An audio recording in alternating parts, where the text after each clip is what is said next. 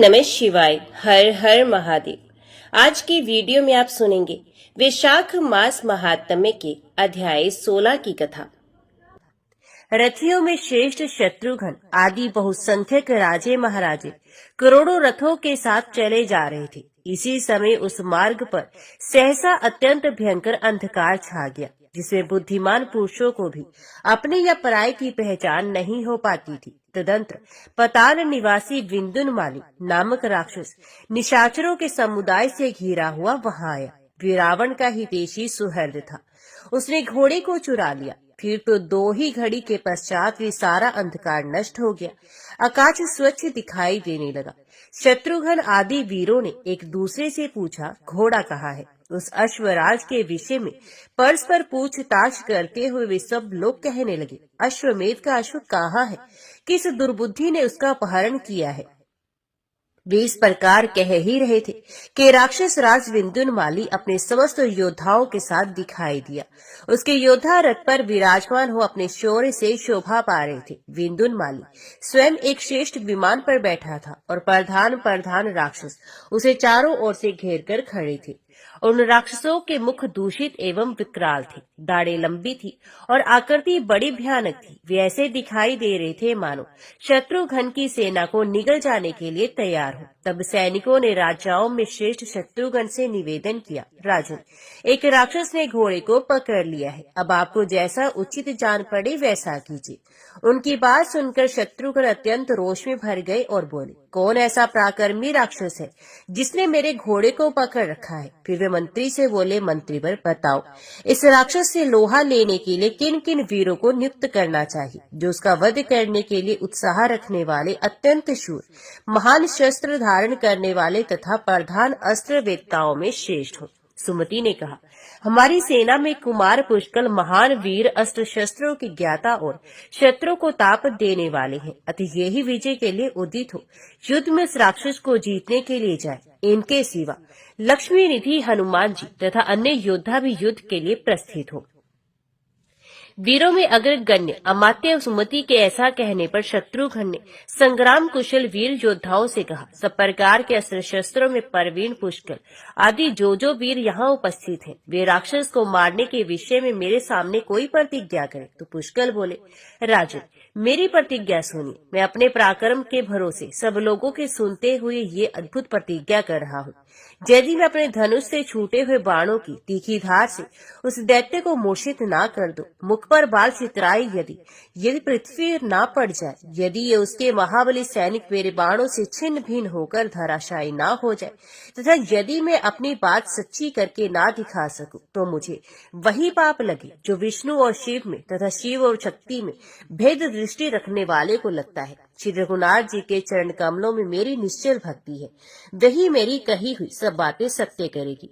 पुष्कल की प्रतिज्ञा सुनकर युद्ध कुशल हनुमान जी ने श्री रामचंद्र जी के चरणों का स्मरण करते हुए ये कल्याण में वचन कहा, योगी जन अपने हृदय में नित्य निरंतर जिनका ध्यान किया करते हैं, देवता और असुर भी अपना मुकुट मंडित मस्तक झुकाकर जिनके चरणों में प्रणाम करते हैं तथा बड़े बड़े लोकेश्वर जिनकी पूजा करते हैं, वे अयोध्या के अधिनायक भगवान श्री रामचंद्र जी मेरे स्वामी हैं। मैं उनका स्मरण करके जो कुछ कहता हूँ वे सब सत्य होगा। राजन, अपनी इच्छा के अनुसार चलने वाले विमान पर बैठा हुआ ये दुर्बल एवं तुच्छ दैत्य किस गिनती में है? शीघ्र आज्ञा दीजिए, मैं अकेला ही इसे मार गिराऊंगा। राजा श्री रघुनाथ जी तथा महारानी जनक किशोरी की कृपा से इस पृथ्वी पर ऐसा कोई कार्य नहीं जो मेरे लिए कभी भी असाध्य हो। यदि मेरी कही हुई ये बात झूठी हो तो मैं तत्काल श्री रामचंद्र जी की भक्ति से दूर हो जाऊं। यदि मैं अपनी बात झूठी कर दूं तो मुझे वही पाप लगे जो काम मोही शूद्र को मोहवश ब्राह्मणी के साथ समागम करने से लगता है, जिसको सूंघने से मनुष्य नरक में पड़ता है, जिसका स्पर्श करने से रौरव नरक की यातना भोगनी पड़ती है, उस मदिरे का जो पुष्प जीवा के स्वाद के वशीभूत होकर लोलुपतावश पान करता है, उसको जो पाप होता है वे मुझे भी लगे। यदि मैं श्री राम जी की कृपा के बल से अपनी प्रतिज्ञा को सत्य न कर सकूं, तो निश्चय ही उपयुक्त पापों का भागी हूँ। उनके ऐसा कहने पर दूसरे महावीर योद्धाओं ने आवेश में आकर अपने अपने पराक्रम से शोभा पाने वाली बड़ी बड़ी प्रतिज्ञाएं की। उस समय शत्रुघ्न ने भी उन युद्ध विशारद वीरों को साधुवाद देकर उनकी प्रशंसा की और सबके देखते देखते प्रतिज्ञा करते हुए कहा, वीरों, अब मैं तुम लोगों के सामने अपनी प्रतिज्ञा बता रहा हूँ। यदि मैं उसके मस्तक अपने सायकों से काटकर छिन्न भिन्न करके धड़ और विमान से नीचे पृथ्वी पर ना गिरा दूं, तो आज निश्चय ही मुझे वे पाप लगे जो झूठी गवाही देने, स्वर्ण चुराने और ब्राह्मण की निंदा करने से लगता है। शत्रुघ्न के ये वचन सुनकर वीर पूजित योद्धा कहने लगे, श्री रघुनाथ जी के अनुज आप धन्य हैं। आपके सिवा दूसरा कौन ऐसी प्रतिज्ञा कर सकता है? ये दुष्ट राक्षस क्या चीज है? इसका तुच्छ बल किस गिनती में है? महामते, आप एक ही क्षण में इसका नाश कर डालेंगे। ऐसा कहकर वे महावीर योद्धा अस्त्र शस्त्रों से सुसज्जित हो गए और अपनी प्रतिज्ञा पूरी करने के लिए युद्ध के मैदान में उस राक्षस की ओर प्रसन्नता पूर्वक चले। वे इच्छा अनुसार चलने वाले विमान पर बैठा था। पुष्कल आदि वीरों को उपस्थित देख उस राक्षस ने कहा, अरे राम कहाँ है? मेरे सखा रावण को मारकर वे कहाँ चला गया है? आज उसको और उसके भाई को भी मारकर उन दोनों के कंठ से निकलती हुई रक्त की धारा का पान करूंगा और इस प्रकार रावण वध का बदला चुकाऊंगा। पुष्कल ने कहा, दुर्बुद्धि निशाचर, क्यों इतनी शोखी बगा रहा है? अच्छे योद्धा संग्राम में डीग नहीं हाँकते, अपने अस्त्र शस्त्रों की वर्षा करके पराक्रम दिखाते हैं। जिन्होंने सुहृद सेना और सवारियों सहित रावण का संहार किया है, भगवान श्री राम के अश्व को लेकर तू कहाँ जा सकता है? युद्ध में उन्मत्त होकर लड़ने वाले वीर पुष्कल को ऐसी बातें करते देख राक्षस राज विंदुरमाली ने उनकी छाती को लक्ष्य करके बड़े वेग से शक्ति का प्रहार किया। उसे आती देख पुष्कल ने तेज धार वाले तीखे बाणों से उसके टुकड़े टुकड़े कर डाले तथा अपने धनुष पर बहुत से बाणों का संधान किया, जो बड़े ही तीक्ष्ण और मन के समान वेगशाली थे। वे बाण राक्षस की छाती में लगकर तुरंत ही रक्त की धारा बहाने लगे। पुष्कल के बाण प्रहार से राक्षस पर मोह छा गया, उसके मस्तिष्क में चक्कर आने लगा तथा वे अचेत होकर अपने कामक विमान से धरती पर गिर पड़ा। विंदुरमाली का छोटा भाई उग्रदंष्ट वहां मौजूद था। उसने अपने बड़े भाई को जब गिरते देखा तो उसे पकड़ लिया और पुनः विमान के भीतर वहां पहुंचा दिया, क्योंकि विमान के बाहर उसे शत्रु की ओर से अनिष्ट प्राप्त होने की आशंका थी। उसने बलवानों में श्रेष्ठ पुष्कल से बड़े रोष के साथ कहा, दुर्मते, मेरे भाई को गिराकर अब तू कहाँ जाएगा?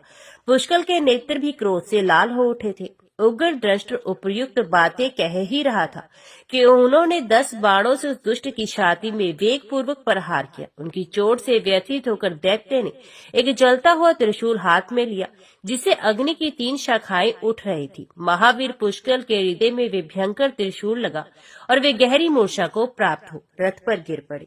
पुष्कल को मूर्छित जानकर पवन नंदन हनुमान जी मन ही मन क्रोध से अस्थिर हो उठे और उस राक्षस से बोले, दुर्बुद्धे, मैं युद्ध के लिए उपस्थित हूँ, मेरे रहते तू कहाँ जा सकता है? तू घोड़े का चोर है और सामने आ गया है, अतः मैं लातों से मारकर तेरे प्राण ले लूंगा। ऐसा कहकर हनुमान जी आकाश में स्थित हो गए और विमान पर बैठे हुए शत्रु पक्ष के योद्धा महान दैत्यों को नखों से विदीर्ण करके मौत के घाट उतारने लगे।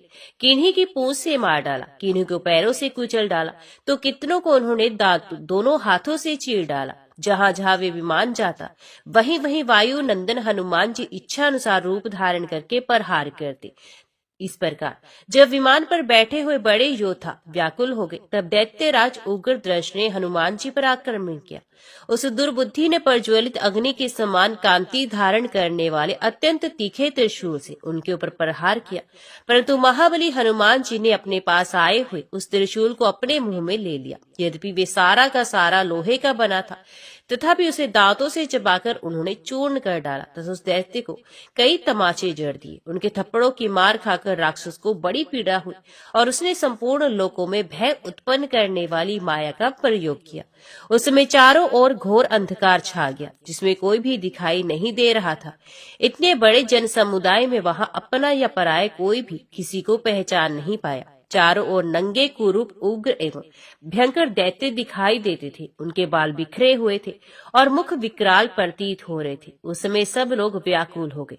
सबको एक दूसरे से भय होने लगा। सभी ये समझकर कि कोई महान उत्पात आया हुआ है, वहां से भागने लगे। तब शत्रुघ्न जी रथ पर बैठकर वहां आए और भगवान श्री राम का स्मरण करके उन्होंने अपने धनुष पर बाणों का संधान किया। वे बड़े पराक्रमी थे। उन्होंने मोहनास्त्र के द्वारा राक्षसी माया का नाश कर दिया और आकाश में उस असुर को लक्ष्य करके बाणों की बौछार आरंभ कर दी। उसमें सारी दिशाएं प्रकाश में हो गई। सूर्य के चारों ओर पड़ा हुआ घेरा निर्वर्त हो गया। स्वर्ण में पंख से शोभा पाने वाले लाखों बाण उस राक्षस के विमान पर पड़ने लगे। कुछ ही देर में वे विमान टूटकर पृथ्वी पर गिर पड़ा। वे इतना ऊंचा दिखाई देता था मानो अमरावती पुरी का एक भाग ही टूटकर नीचे गिर गया हो। तब उस दैत्य को बड़ा क्रोध हुआ और उसने अपने धनुष पर अनेकों बाणों का संधान किया तथा राम भ्राता शत्रुघ्न को उनके बाणों का निशाना बनाकर बड़ी विकट गर्जना की। शत्रुघ्न बड़े शक्तिशाली थे। उन्होंने अपने धनुष पर वाव्य अस्त्र का प्रयोग किया जो राक्षसों को कंपा देने वाला था। उस अस्त्र की मार खाकर व्योमचारी भूतल बेताल मस्तक के बाल छितराए आकाश से पृथ्वी पर गिरते दिखाई देने लगे। राम भ्राता शत्रुघ्न के उस अस्त्र को देखकर राक्षस कुमार ने अपने धनुष पर पाशुपत अस्त्र का प्रयोग किया। समस्त वीरों का विनाश करने वाले उस अस्त्र को चारों ओर फैलते देखकर उसका निवारण करने के लिए शत्रुघ्न ने नारायण नामक अस्त्र छोड़ा। नारायण अस्त्र ने एक ही क्षण में शत्रु पक्ष के सभी अस्त्रों को शांत कर दिया। निशाचरों के छोड़े हुए सभी बाण विलीन हो गए। तब विंदुनमाल्यों ने क्रोध में भरकर शत्रुघ्न को मारने के लिए तीक्ष्ण एवं भयंकर त्रिशूल हाथ में लिया। उसे शूल हाथ में लिए आते देख शत्रुघ्न ने अर्धचंद्राकार बाण से उसकी भुजा काट डाली। फिर कुंडलों सहित उसके मस्तकों को भी धड़ से अलग कर दिया। भाई का मस्तक कट गया। ये देखकर प्रतापी उग्रदृष्ट ने शूर वीरों द्वारा सेवित शत्रुघ्न को मुक्के से मारना आरंभ किया, किंतु शत्रुघ्न ने शुभ नामक साइक से उसका भी मस्तक उड़ा दिया। तदंतर मरने से बचे हुए सभी राक्षस अनाथ हो गए। इसलिए उन्होंने शत्रुघ्न के चरणों में पड़कर वे यज्ञ का घोड़ा उन्हें अर्पण कर दिया। फिर तो विजय के उपलक्ष्य में वीणा झंकृत होने लगी। सब और शंख बज उठे तथा शूर वीरों का मनोहर विजय नाद सुनाई देने लगा। राक्षसों द्वारा अपहरण किए हुए घोड़े को पाकर पुष्कल सहित राजा शत्रुघ्न को बड़ा हर्ष हुआ। दुर्जय दैत्य विंदुरमाली के मारे जाने पर समस्त देवता निर्भय हो गए। उन्हें बड़ा सुख मिला। तदंतर शत्रुघ्न ने उस उत्तम अश्व को छोड़ा। फिर तो वे उत्तर दिशा में भ्रमण करने लगा। सब प्रकार के अस्त्र शस्त्रों में परवीन श्रेष्ठ रथी, घुड़सवार और पैदल सिपाही उसकी रक्षा में नियुक्त थे।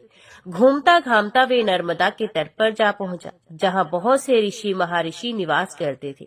नर्मदा का जल ऐसा जान पड़ता था मानो पानी के ब्यास से नील रत्नों का रस ही दिखाई दे रहा हो। वहां तट पर उन्होंने एक पुरानी पर्णशाला देखी जो पलाश के पत्तों से बनी हुई थी और नर्मदा की लहरें उसे अपने जल से सींच रही थी। शत्रुघ्न जी संपूर्ण धर्म, अर्थ, कर्म और कर्तव्य के ज्ञान में निपुण थे। उन्होंने सर्वज्ञ एवं नीति कुशल मंत्री सुमति से पूछा, मंत्रीवर बताओ ये पवित्र आश्रम किसका है? सुमति ने कहा, महाराज यहाँ एक श्रेष्ठ मुनि रहते हैं जो संपूर्ण शास्त्रों के विद्वान हैं। इनका दर्शन करके हम लोगों के समस्त पाप धुल जाएंगे, इसलिए तुम इन्हें प्रणाम करके इन्हीं से पूछो, ये तुम्हें सब कुछ बता देंगे। इनका नाम आरण्यक है। ये श्री रघुनाथ जी के चरणों के सेवक हैं तथा उनके चरण कमलों के मकरंद का आस्वादन करने के लिए सदा लोलुप बने रहते हैं। इन्होंने बड़ी उग्र तपस्या की है और ये समस्त शास्त्रों के मर्मज्ञ हैं। सुमति का ये धर्म युक्त वचन सुनकर शत्रुघ्न जी थोड़े से सेवकों को साथ ले मुनि का दर्शन करने के लिए गए। पास जा उन सभी वीरों ने विनीत भाव से मस्तक झुकाकर तापसों में श्रेष्ठ आरण्यक मुनि को नमस्कार किया। मुनि ने उन सब लोगों से पूछा, आप लोग कहाँ एकत्रित हुए हैं तथा कैसे यहाँ पधारे हैं? ये सब बातें स्पष्ट रूप से बताई। सुमति ने कहा, मुनि ये सब लोग रघुकुल नरेश के अश्व की रक्षा कर रहे हैं। वे समय सब सामग्रियों से युक्त अश्वमेध यज्ञ का अनुष्ठान करने वाले हैं। आरण्यक बोले, सब सामग्रियों को एकत्रित करके भांति भांति के सुंदर यज्ञों का अनुष्ठान करने से क्या लाभ? वे तो अत्यंत अल्प पुण्य प्रदान करने वाले हैं तथा उनसे क्षण भंगुर फल की ही प्राप्ति होती है। स्थिर ऐश्वर्य पद को देने वाले तो एकमात्र रमानाथ भगवान श्री रघुवीर हैं। जो लोग उन भगवान को छोड़कर दूसरे की पूजा करते हैं वे मूर्ख हैं। जो मनुष्यों के स्मरण करने मात्र से पहाड़ जैसे पापों का भी नाश कर डालते हैं, उन भगवान को छोड़कर मूढ़ मनुष्य योग, याग और व्रत आदि के द्वारा क्लेश उठाते हैं। सकाम पुरुष अथवा निष्काम योगी भी जिनका अपने हृदय में चिंतन करते हैं तथा जो मनुष्यों को मोक्ष प्रदान करने वाले हैं, वे भगवान श्री राम स्मरण करने मात्र से सारे पापों को दूर कर देते हैं। पूर्व काल की बात है, मैं तत्व ज्ञान की इच्छा से ज्ञानी गुरु का अनुसंधान करता हुआ बहुत से तीर्थों में भ्रमण करता रहा, किंतु किसी ने मुझे भी तत्व का उपदेश नहीं दिया। उसी समय एक दिन भाग्यवश मुझे लोमश मुनि मिल गए। वे स्वर्गलोक से तीर्थ यात्रा के लिए आए थे। उन महर्षि को प्रणाम करके मैंने पूछा, स्वामी, मैं इस अद्भुत और दुर्लभ मनुष्य शरीर को पाकर भयंकर भवसागर के पार जाना चाहता हूँ। ऐसी दशा में मुझे क्या करना चाहिए? मेरी ये बात सुनकर वे मुनि श्रेष्ठ बोले, विप्रवर, एकाग्रचित होकर पूर्ण श्रद्धा के साथ सुनो। संसार समुद्र से तारने के लिए दान, तीर्थ, व्रत, नियम, यम, योग तथा यज्ञ आदि अनेकों साधन हैं। ये सभी स्वर्ग प्रदान करने वाले हैं, किंतु महाभाग, मैं तुमसे एक परम गोपनीय तत्व का वर्णन करता हूँ, जो सब पापों का नाश करने वाला और संसार सागर से पार उतारने वाला है। नास्तिक और श्रद्धाहीन पुरुष को इसका उपदेश नहीं देना चाहिए। निंदक, शठ तथा भक्ति से द्वेष रखने वाले पुरुष के लिए भी इस तत्व का उपदेश करना मना है। जो काम और क्रोध से रहित हो, जिसका चित्त शांत हो तथा जो भगवान श्री राम का भक्त हो, उसी के सामने इस गूढ़ तत्व का वर्णन करना चाहिए। ये समस्त दुखों का नाश करने वाला सर्वोत्तम साधन है। श्री राम से बड़ा कोई देवता नहीं, श्री राम से बढ़कर कोई व्रत नहीं, श्री राम से बड़ा कोई योग नहीं तथा श्री राम से बढ़कर कोई यज्ञ नहीं। श्री राम का स्मरण, जप और पूजन करने के मनुष्य परम पद को प्राप्त होता है। उसे इस लोक और परलोक की उत्तम समृद्धि मिलती है। श्री रघुनाथ जी संपूर्ण कामनाओं और फलों को दाता है। मन के द्वारा स्मरण और ध्यान करने पर वे अपनी उत्तम भक्ति प्रदान करते हैं, जो संसार समुद्र से तारने वाली है। चांडाल भी श्री राम का स्मरण करके परम गति को प्राप्त कर लेता है। फिर तुम्हारे जैसे वेद शास्त्र परायण पुरुषों के लिए तो कहना ही क्या।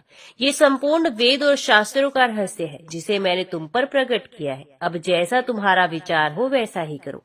एक ही देवता है श्री राम, एक ही व्रत है उनका पूजन, एक ही मंत्र है उनका नाम तथा एक ही शास्त्र है उनकी स्तुति। अतः तुम सब प्रकार से परम मनोहर श्री रामचंद्र जी का भजन करो। इससे तुम्हारे लिए ये महान संसार सागर गाय के खुर के समान तुच्छ हो जाएगा। महर्षि लोमश का वचन सुनकर मैंने पुनः प्रश्न किया, मुनिवर, मनुष्य को भगवान श्री राम का ध्यान और पूजन कैसे करना चाहिए? ये सुनकर उन्होंने स्वयं श्री राम का ध्यान करते हुए मुझे सब बातें बताई। साधक को इस प्रकार ध्यान करना चाहिए। रमणीय अयोध्या नगरी परम चित्र विचित्र मंडपों से शोभा पा रही है। उसके भीतर एक कल्प वृक्ष है, जिसके मूल भाग में परम मनोहर सिंहासन विराजमान है। वे सिंहासन बहुमूल्य मरकत मणि, स्वर्ण तथा नीलमणि आदि से सुशोभित है और अपनी कांति से गहन अंधकार का नाश कर रहा है। वे सब प्रकार की मनोवांछित समृद्धियों को देने वाला है। उसके ऊपर भक्तों का मन मोहने वाले श्री रघुनाथ जी बैठे हैं। उनका दिव्य विग्रह दुर्वादल के समान श्याम है, जो देवराज इंद्र के द्वारा पूजित होता है। भगवान का सुंदर मुख अपनी शोभा से राका के पूर्ण चंद्र की कमनी कांति को भी तिरस्कृत कर रहा है। उनका तेजस्वी ललाट अष्टमी के अर्धचंद्र की सुषमा धारण करता है। मस्तक पर काले काले घुंघराले केश शोभा पा रहे हैं। मुकुट की मणियों से उनका मुख मंडल उद्भासित हो रहा है। कानों में पहने हुए मकराकार कुंडल अपने सौंदर्य से भगवान की शोभा बढ़ा रहे हैं। मूंगे के समान सुंदर कांति धारण करने वाले लाल लाल ओंठ बड़े मनोहर जान पड़ते हैं। चंद्रमा की किरणों से होड़ लगाने वाली दंत पक्तियों तथा जपा पुष्प के समम रंग वाली जीवा के कारण उनके श्रीमुख का सौंदर्य और भी बढ़ गया है। शंख के आकार वाला कमनीय कंठ, जिसमें ऋक आदि चारों वेद तथा संपूर्ण शास्त्र निवास करते हैं, उनके श्री विग्रह को सुशोभित करते हैं। श्री रघुनाथ जी सिंह के समान ऊंची और मासल कंधे वाले हैं। वे केयूर एवं कड़ों से विभूषित विशाल भुजाएं धारण करते हैं। उनकी दोनों बाहें अंगूठी में जड़े हुए हीरे की शोभा से देदीप्यमान और घुटनों तक लंबी है। विस्तृत वक्षस्थल लक्ष्मी के निवास से शोभा पा रहा है। श्रीवत्स आदि चिन्हों से अंकित होने के कारण भगवान अत्यंत मनोहर जान पड़ते हैं। महान उदर, गहरी नाभि तथा सुंदर कटभाग उनकी शोभा बढ़ाती है। रत्नों की बनी हुई करधनी के कारण श्री अंगों की सूक्ष्मता बहुत बढ़ गई है। निर्मल उरु और सुंदर घुटने भी सौंदर्य वृद्धि में सहायक हो रहे हैं। भगवान के चरण जिनका योगी लोग ध्यान करते हैं बड़े कोमल है। उनके तलवे में वज्र, अंकुश और यव आदि की उत्तम रेखाएं हैं। उन युगल चरणों में श्री रघुनाथ जी के विग्रह की बड़ी शोभा हो रही है। इसी प्रकार ध्यान और स्मरण करके तुम संसार सागर से पार हो जाओगे। जो मनुष्य प्रतिदिन चंदन आदि सामग्रियों से इच्छा अनुसार श्री रामचंद्र जी का पूजन करता है, उसे इहलोक और परलोक की उत्तम समृद्धि प्राप्त होती है। तुमने श्री राम के ध्यान का प्रकार पूछा था, सो मैंने तुम्हें बता दिया। इसके अनुसार ध्यान करके भवसागर के पार हो जाओगे। आरण्यक ने कहा, मुनिश्रेष्ठ, मैं आपसे पुनः कुछ प्रश्न करता हूँ, मुझे उनका उत्तर दीजिए। महामते, गुरुजन अपने सेवक पर कृपा करके उन्हें सब बातें बताते हैं। महाभाग, आप प्रतिदिन जिनका ध्यान करते हैं वे श्री राम कौन है तथा उनके चरित्र कौन कौन से हैं, ये बताने की कृपा कीजिए। द्विश्रेष्ठ, श्री राम ने किस लिए अवतार लिया था, वे क्यों मनुष्य शरीर में प्रकट हुए, आप मेरा संदेह निवारण करने के लिए सब बातों को शीघ्र बताइए। मुनि के परम कल्याण में वचन सुनकर महर्षि लोमश ने श्री रामचंद्र जी के अद्भुत चरित्र का वर्णन किया। वे बोले, योगेश्वरों के ईश्वर भगवान ने संपूर्ण लोगों को दुखी जानकर संसार में अपनी कीर्ति फैलाने का विचार किया। ऐसा करने का उद्देश्य ये था कि जगत के मनुष्य मेरी कीर्ति का गान करके घोर संसार से तर जाएंगे। ये समझकर भक्तों का मन लुभाने वाले दया सागर भगवान ने 4 विग्रहों में अवतार धारण किया। साथ ही उनकी हरधरणी शक्ति लक्ष्मी भी अवतीर्ण हुई। पूर्व काल में त्रेता युग आने पर सूर्य वंश में श्री रघुनाथ जी का पूर्ण अवतार हुआ। उनकी श्री राम के नाम से प्रसिद्धि हुई। श्री राम के नेत्र कमल के समान शोभायमान थे। लक्ष्मण सदा उनके साथ रहते थे। धीरे धीरे उन्होंने यौवन में प्रवेश किया। तत्पश्चात पिता की आज्ञा से दोनों भाई श्री राम और लक्ष्मण महर्षि विश्वामित्र के अनुगामी हुए। राजा दशरथ ने यज्ञ की रक्षा के लिए अपने दोनों कुमारों को विश्वामित्र के पास अर्पण किया। वे दोनों भाई जितेंद्रिय, धनुर्धर और वीर थे। मार्ग में जाते समय उन्हें भयंकर वन के भीतर ताड़का नाम की राक्षसी मिली। उसने उनके रास्ते में विघ्न डाला। तब महर्षि विश्वामित्र की आज्ञा से रघुकुल भूषण श्री रामचंद्र जी ने ताड़का को परलोक भेज दिया। गौतम पत्नी अहिल्या, जो इंद्र के साथ संपर्क करने के कारण पत्थर हो गई थी, श्री राम के चरण स्पर्श से पुनः अपने स्वरूप को प्राप्त हुई। विश्वामित्र का यज्ञ प्रारंभ होने पर श्री रघुनाथ जी ने अपने श्रेष्ठ बाणों से मारीच को घायल किया और सुबाहु को मार डाला। तदंतर राजा जनक के भवन में रखे हुए शंकर जी के धनुष को तोड़ा। उस समय श्री रामचंद्र जी की अवस्था 15 वर्ष की थी। उन्होंने 6 वर्ष की अवस्था वाली मिथिलेश कुमारी सीता को, जो परम सुंदरी और अयोनिजा थी, विवाहिक विधि के अनुसार ग्रहण किया। इसके बाद श्री रामचंद्र जी 12 वर्षों तक सीता के साथ रहे। 27वें वर्ष की आयु में उन्हें युवराज बनाने की तैयारी हुई। इसी बीच में रानी कैकेयी ने राजा दशरथ से 2 वर मांगे। उनमें से एक के द्वारा उन्होंने ये इच्छा प्रकट की कि श्री राम मस्तक पर जटा धारण करके 14 वर्षों तक वन में रहे, तथा दूसरे वर के द्वारा ये मांगा कि मेरे पुत्र भरत युवराज बनाए जाएं। राजा दशरथ ने श्री राम को वनवास दे दिया।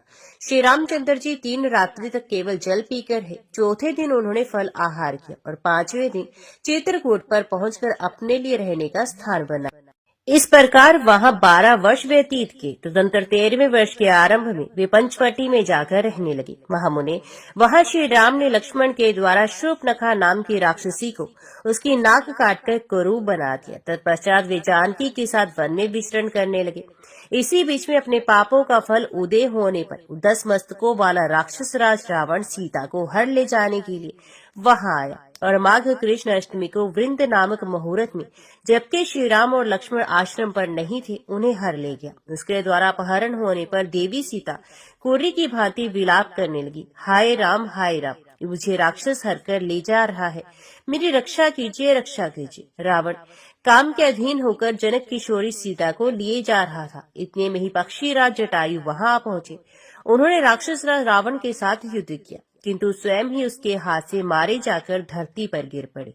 इसके बाद 10वें महीने में मार्गशीर्ष शुक्ल नवमी के दिन संपाति ने वानरों को इस बात की सूचना दी कि सीता देवी रावण के भवन में निवास कर रही हैं। फिर एकादशी को हनुमान जी महेंद्र पर्वत से उछलकर 100 योजन चौड़ा समुद्र लांग गए। उस रात भी लंकापुरी के भीतर सीता जी की खोज करते रहे। रात्रि के अंतिम भाग में हनुमान जी को सीता जी का दर्शन हुआ। द्वादशी के दिन वे शिशंपा नामक वृक्ष पर बैठे रहे। उसी दिन रात में जानकी जी को विश्वास दिलाने के लिए उन्होंने श्री रामचंद्र जी की कथा सुनाई। फिर त्रयोदशी को अक्ष आदि के साथ उनका युद्ध हुआ। चतुर्दशी के दिन इंद्रजित ने आकर ब्रह्मास्त्र से उन्हें बांध लिया। इसके बाद उनकी पूंछ में आग लगा दी गई और उसी आग के द्वारा उन्होंने लंकापुरी को जला दिया। पूर्णिमा को वे पुण्य महेंद्र पर्वत पर आ गए। फिर मार्गशीर्ष कृष्ण पक्ष की प्रतिपदा से लेकर 5 दिन उन्होंने मार्ग में बिताए। छठे दिन मधुवन में पहुंचकर उसका विध्वंस किया और सप्तमी को श्री रामचंद्र जी के पास पहुंचकर सीता जी का दिया हुआ चिन्ह उन्हें अर्पण किया तथा वहां का सारा समाचार कह सुनाया। तत्पश्चात अष्टमी को उत्तर फाल्गुनी नक्षत्र और विजय नामक मुहूर्त में दोपहर के समय श्री रघुनाथ जी का लंका के लिए प्रस्थान हुआ। श्री राम जी ये प्रतिज्ञा करके कि मैं समुद्र लांग कर राक्षस राज रावण को वध करूंगा, दक्षिण दिशा की ओर चल गए। उस समय सुग्रीव उनके सहायक हुए। 7 दिनों के बाद समुद्र के तट पर पहुंचकर उन्होंने सेना को ठहराया। पौष शुक्ल प्रतिपदा से लेकर तृतीया तक श्री रघुनाथ जी सेना से समुद्र तट पर टिके रहे। चतुर्थी को विभीषण आकर उनसे मिले। फिर पंचमी को समुद्र पार करने के विषय में विचार हुआ। इसके बाद श्री राम ने 4 दिनों तक अनशन किया। फिर समुद्र से वर मिला और उससे पार जाने का उपाय भी दिखा दिया। तदंतर दशमी को सेतु बांधने का कार्य आरंभ होकर त्रयोदशी को समाप्त हुआ। चतुर्दशी को श्री राम ने सुवेल पर्वत पर अपनी सेना को ठहराया। पूर्णिमा से द्वितीया तक 3 दिनों में भारी सेना समुद्र के पार हुई। समुद्र पार करके लक्ष्मण सहित श्री राम ने वानर राज की सेना साथ ले सीता के लिए लंकापुरी को चारों ओर से घेर लिया। तृतीया से दशमी पर्यंत 8 दिनों तक सेना का घेरा पड़ा रहा। एकादशी के दिन शुक और सारण सेना में घुस आए थे। पोष कृष्ण द्वादशी को शार्दुल के द्वारा वानर सेना की गणना हुई। साथ ही उसने प्रधान वानरों की शक्ति का भी वर्णन किया। शत्रु सेना की संख्या जानकर रावण ने त्रयोदशी से अमावस्या पर्यंत 3 दिनों तक लंकापुरी में अपने सैनिकों को युद्ध के लिए उत्साहित किया। माघ शुक्ल प्रतिपदा को अंगद दूत बनकर रावण के दरबार में गए। उधर रावण ने माया के द्वारा सीता को उनके पति के कटे हुए मस्तक आदि का दर्शन कराया। माघ की द्वितीया से लेकर अष्टमी पर्यंत 7 दिनों तक राक्षसों और वानरों में घमासान युद्ध होता रहा। माघ शुक्ल नवमी को रात्रि के समय इंद्रजित ने युद्ध में श्री राम और लक्ष्मण को नागपाश से बांध लिया। इससे प्रधान वानर जब सब ओर से व्याकुल और उत्साहहीन हो गए तो दशमी को नागपाश का नाश करने के लिए वायुदेव ने श्री रामचंद्र जी के कान में गरुड़ के मंत्र का जप और उनके स्वरूप का ध्यान बता दिया। ऐसा करने से एकादशी को गरुड़ जी का आगमन हुआ। फिर द्वादशी को श्री रामचंद्र जी के हाथ से धूम्राक्ष का वध हुआ। त्रयोदशी को भी उन्होंने द्वारा कंपन नाम का राक्षस युद्ध में मारा गया। माघ शुक्ल चतुर्दशी से कृष्ण पक्ष की प्रतिपदा तक 3 दिन में नील के द्वारा प्रहस्त का वध हुआ। माघ कृष्ण द्वितीया से चतुर्थी पर्यंत 3 दिनों तक तुमुल युद्ध करके श्री राम ने रावण को युरण भूमि में भगा दिया। पंचमी से अष्टमी तक 4 दिनों में रावण ने कुंभकर्ण को जगाया। जागने पर उसने आहार ग्रहण किया। फिर नवमी से चतुर्दशी पर्यंत 6 दिनों तक युद्ध करके श्री राम ने कुंभकर्ण का वध किया। उसने बहुत से वानरों को भक्षण कर लिया था। अमावस्या के दिन कुंभकर्ण की मृत्यु के शोक से रावण ने युद्ध को बंद रखा। उसने अपनी सेना पीछे हटा ली। फाल्गुन शुक्ल प्रतिपदा से चतुर्थी तक 4 दिनों के भीतर विसंतुन आदि 5 राक्षस मारे गए। पंचमी से सप्तमी तक युद्ध में अतिकाय का वध हुआ। अष्टमी से द्वादशी तक 5 दिनों में निकुंभ और कुंभ मौत के घाट उतारे गए। उसके बाद 3 दिनों में मकराक्ष का वध हुआ। फाल्गुन कृष्ण द्वितीया के दिन इंद्रजीत ने लक्ष्मण पर विजय पाई। फिर तृतीया से सप्तमी तक 5 दिन तक लक्ष्मण के लिए एक दवा आदि के प्रबंध में व्यग्र रहने के कारण श्री राम ने युद्ध को बंद रखा। तदंतर त्रयोदशी पर्यंत 5 दिनों तक युद्ध करके लक्ष्मण ने विख्यात बलशाली इंद्रजीत को युद्ध में मार डाला। चतुर्दशी को दशग्रीव रावण ने यज्ञ की दीक्षा ली और युद्ध को स्थगित रखा। फिर अमावस्या के दिन वे युद्ध के लिए प्रस्तुत हुए। चैत्र शुक्ल प्रतिपदा से लेकर पंचमी तक रावण युद्ध करता रहा। उसमें 5 दिनों के भीतर बहुत से राक्षसों का विनाश हुआ। षष्ठी से अष्टमी तक महापार्श्व आदि राक्षस मारे गए। चैत्र शुक्ल नवमी के दिन लक्ष्मण को शक्ति लगी। तब श्री राम ने क्रोध में भरकर दशाशीष को मार भगाया। फिर अंजना दंड हनुमान जी लक्ष्मण जी की चिकित्सा के लिए द्रोण पर्वत उठा लाए। दशमी के दिन श्री रामचंद्र जी ने भयंकर युद्ध किया, जिसमें असंख्य राक्षसों का संहार हुआ।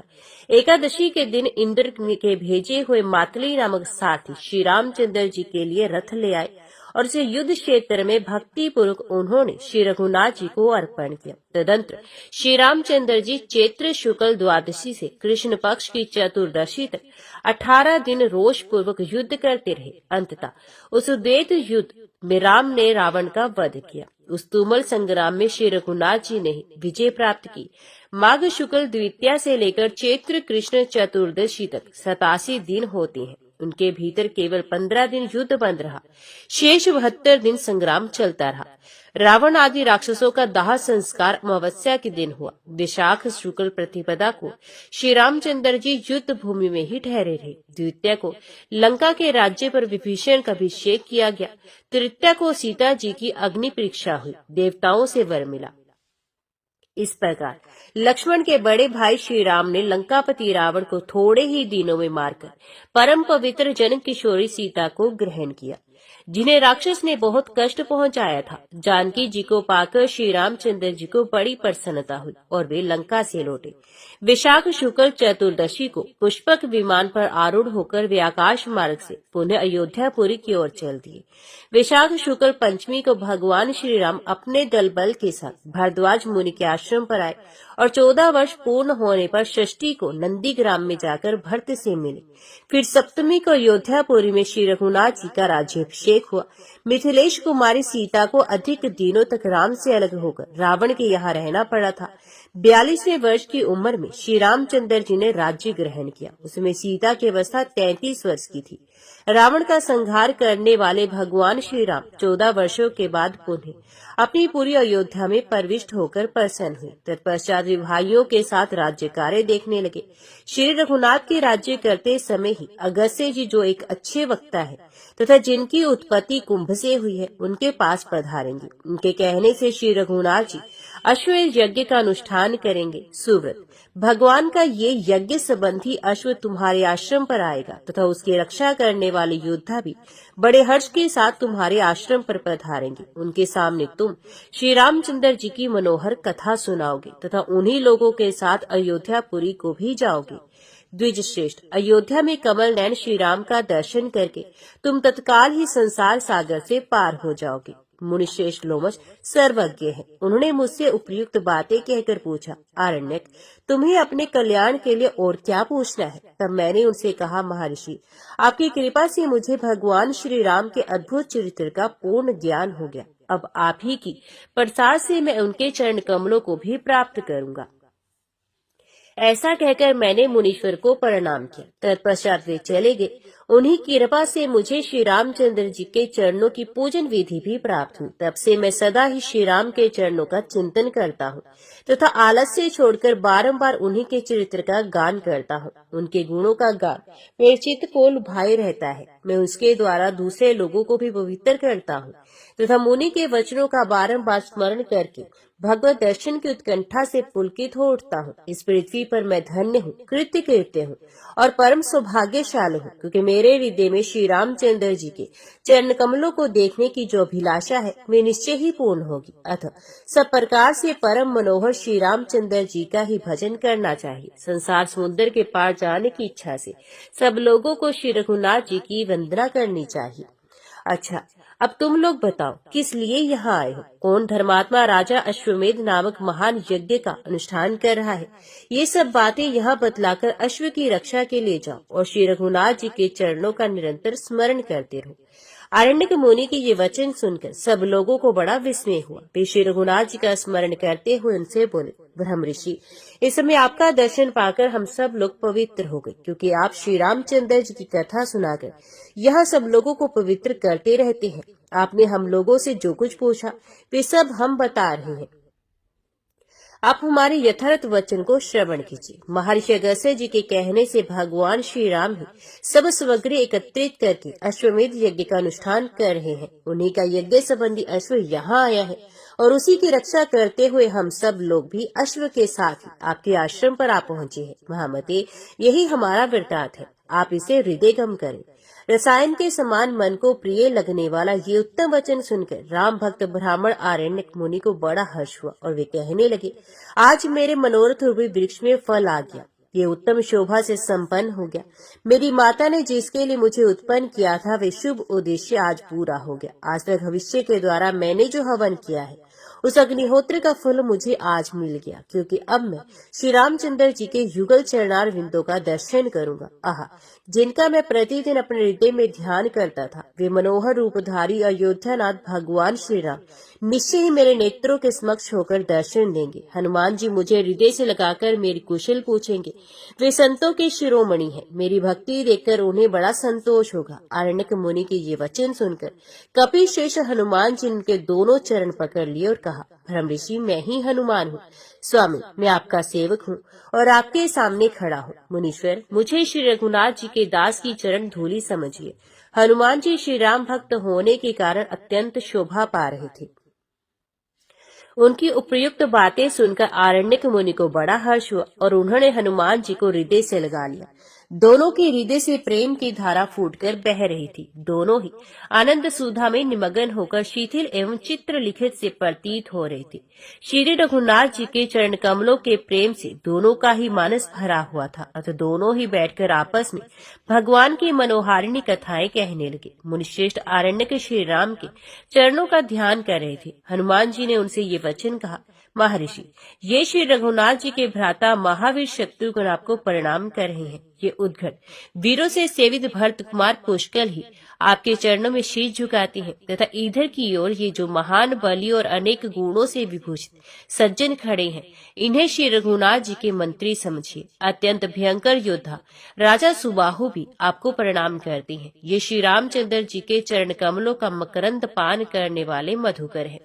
ये राजा सुमद है जिन्हें पार्वती जी ने श्री रघुनाथ जी के चरणों की भक्ति प्रदान की, जिससे ये संसार समुद्र के पार हो चुके हैं। ये भी आपके चरणों में नमस्कार करते हैं। जिन्होंने अपने सेवक के मुख से श्री रामचंद्र जी के अश्व को आया हुआ सुनकर अपना सारे राज्य भी भगवान को समर्पण कर दिया, वे राजा सत्यवान भी पृथ्वी पर माथा टेककर आपके चरणों में प्रणाम करते हैं। हनुमान जी के वचन सुनकर अनेक मुनि बड़े आदर के साथ सबको हृदय से लगाया और फल फूल आदि के द्वारा सबका स्वागत सत्कार किया। शत्रुघ्न आदि सब लोगों ने बड़ी प्रसन्नता के साथ महर्षि के आश्रम पर निवास किया। प्रातः काल नर्मदा में नित्य कर्म करके वे महान उद्योगी सैनिक आगे जाने को तैयार हुए। शत्रुघ्न ने आरण्यक मुनि को पालकी पर बिठाकर अपने सेवकों द्वारा उन्हें श्री रघुनाथ जी की निवास भूत अयोध्यापुरी को पहुंचा दिया। सूर्यवंशी राजाओं ने जिसे अपना निवास स्थान बनाया था, उस अवधपुरी को दूर से ही देखकर आरण्यक मुनि सवारी से उतर पड़े और श्री रामचंद्र जी के दर्शन की इच्छा से पैदल ही चलने लगे। जन समुदाय से शोभा पाने वाली उस रमणीय नगरी में पहुंचकर उनके मन में श्री राम को देखने के लिए हजार हजार अभिलाषाएं उत्पन्न हुई। थोड़ी ही देर में वहां यज्ञ मंडप से सुशोभित सरयू के पावन तट पर उन्हें श्री रामचंद्र जी की झांकी हुई। भगवान का श्री विग्रह दुर्वा दल के समान समान श्याम सुंदर दिखाई देता था। उनके नेत्र खिले हुए कमल के समान शोभा पा रहे थे। वे अपने कटभाग में मृग श्रृंग धारण किए थे। व्यास आदि महर्षि उन्हें घेर कर विराजमान थे और बहुत से शूरवीर उनकी सेवा में उपस्थित थे। उनके दोनों पार्श्व भागों में भरत और सुमित्रा नंदन लक्ष्मण खड़े थे तथा श्री रघुनाथ जी दीन जनों को मुंहमांगा दान दे रहे थे। भगवान का दर्शन करके आरण्यक मुनि ने अपने को कृतार्थ माना और वे कहने लगे, आज मेरे नेत्र सफल हो गए, क्योंकि वे श्री रामचंद्र जी का दर्शन कर रहे हैं। मैंने जो संपूर्ण शास्त्रों का ज्ञान प्राप्त किया था वे आज सार्थक हो गया, क्योंकि श्री रामचंद्र जी की महिमा को जानकर इस समय मैं अयोध्यापुरी में आ पहुंचा हूँ। इस प्रकार हर्ष में भरकर उन्होंने बहुत सी बातें कही। श्री रघुनाथ जी के चरणों का दर्शन करके उनके समस्त शरीर में रोमांच हो आया था।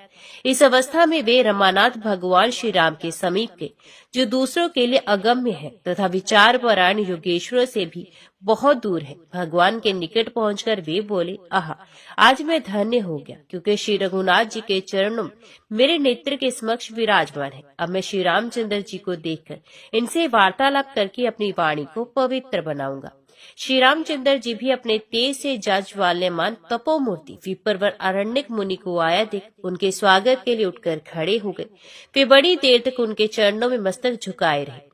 देवता और असुर अपनी मुकुटमणियों से जिसके युगल चरणों की आरती उतारती है, वे ही प्रभु श्री रघुनाथ जी मुनि के पैरों पर पड़कर कहने लगे, ब्राह्मण देव, आज आपने मेरे शरीर को पवित्र कर दिया। ब्राह्मणों में श्रेष्ठ महातपस्वी आरण्यक मुनि ने राजाओं के शिरोमणि श्री रामचंद्र जी को चरणों में पड़ा देख उनका हाथ पकड़कर उठाया और अपने प्रियतम प्रभु को छाती से लगा दिया। कौशल्यानंदन श्री राम ने ब्राह्मण को मणि निर्मित ऊंची आसन पर बिठाया और स्वयं ही जल लेकर उनके दोनों पैर धोए। फिर चरणोदक लेकर भगवान ने उसे अपने मस्तक पर चढ़ाया और कहा, आज मैं अपने कुटुंब और सेवकों सहित पवित्र हो गया। तत्पश्चात देवादिदेवों से सेवित श्री रघुनाथ जी ने मुनि के ललाट में चंदन लगाया और उन्हें दूध देने वाली गो दान की। फिर मनोहर वचनों से कहा, स्वामी, मैं अश्वमेध यज्ञ कर रहा हूँ, आपके चरण यहाँ आ गए, इसे ये यज्ञ पूर्ण हो गया। मेरे अश्वमेध यज्ञ को आपके चरणों से पवित्र कर दिया। राजधिराजों से सेवित श्री रघुनाथ जी के ये वचन सुनकर आरण्यक मुनि ने हंसते हुए मधुर वाणी में कहा, स्वामी, आप ब्राह्मणों के हितैषी और इस पृथ्वी के रक्षक हैं, अतः ये वचन आप ही के योग्य है। महाराज, वेदों के पारगामी ब्राह्मण आप ही के विग्रह हैं। यदि आप ब्राह्मणों की पूजा आदि कर्तव्य कर्मों का आचरण करेंगे तो अन्य सब राजा भी ब्राह्मणों का आदर करेंगे। शास्त्रों के ज्ञान से रहित मूढ़ मनुष्य भी यदि आपके नाम का स्मरण करता है तो वे संपूर्ण पापों के महासागर को पार करके परम पद को प्राप्त होता है।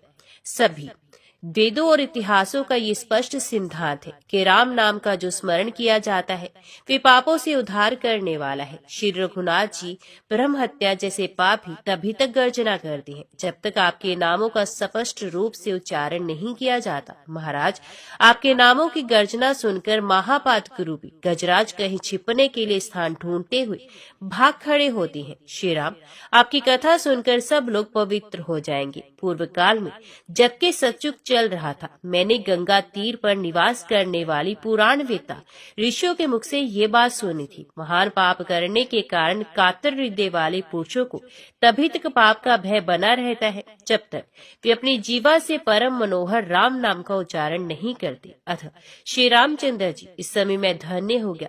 आपके दर्शन से मेरे संसार बंधन का नाश सुलभ हो गया। मुनि के ऐसा कहने पर श्री रघुनाथ जी ने उनका पूजन किया। उस समय सभी महर्षि उन्हें साधुवाद देने लगे। इसी बीच में वहाँ जो अत्यंत आश्चर्यजनक घटना घटी उसे मैं बताता हूँ। मुनिश्री वात्स्यन, तुम श्री राम के भजन में तत्पर रहने वाले हो, मेरी बातों को ध्यान देकर सुनो। आरण्यक मुनि को ध्यान में श्री रघुनाथ जी का जैसा स्वरूप दिखाई देता था उसी रूप में महाराज श्री रामचंद्र जी को प्रत्यक्ष देखकर उन्हें अत्यंत हर्ष हुआ। वे वहाँ बैठे हुए महर्षियों से बोले, मुनीश्वरों, आप लोग मेरे मनोहर वचन सुने। भला इस भूमंडल में मेरे जैसा सौभाग्यशाली मनुष्य कौन होगा। श्री रामचंद्र जी ने मुझे नमस्कार करके अपने श्रीमुख से मेरा स्वागत एवं कुशल समाचार पूछा है। अतः आज मेरी समानता करने वाला ना कोई है, ना कोई होगा, ना कोई हुआ है। श्रुतियों भी जिनके चरण कमलों की रज को सदा ही ढूंढा करती हैं, उन्हीं भगवान ने आज मेरे चरणों का जल पीकर अपने को पवित्र माना है। ऐसा कहते कहते उनका ब्रह्म अंतर फूट गया तथा उससे जो तेज निकला वे श्री रघुनाथ जी में समा गया। इस प्रकार सरयू के तटवर्ती यज्ञ मंडप में सब लोगों के देखते देखते अरण्यक मुनि को सायुज्य मुक्ति प्राप्त हुई, जो योग्य के लिए भी दुर्लभ है। उस समय आकाश में तूर्य और वीणा आदि बाजे बजने लगे। भगवान के आगे फूलों की वर्षा हुई। दर्शकों के लिए ये विचित्र एवं अद्भुत घटना थी। मुनियों ने भी ये दृश्य देखकर मुनीश्वर आरण्य की प्रशंसा करते हुए कहा, ये मुनि श्रेष्ठ कृतार्थ हुए, क्योंकि श्री रघुनाथ जी के स्वरूप में मिल गए हैं। ओम नमो भगवते वासुदेवाय नमः।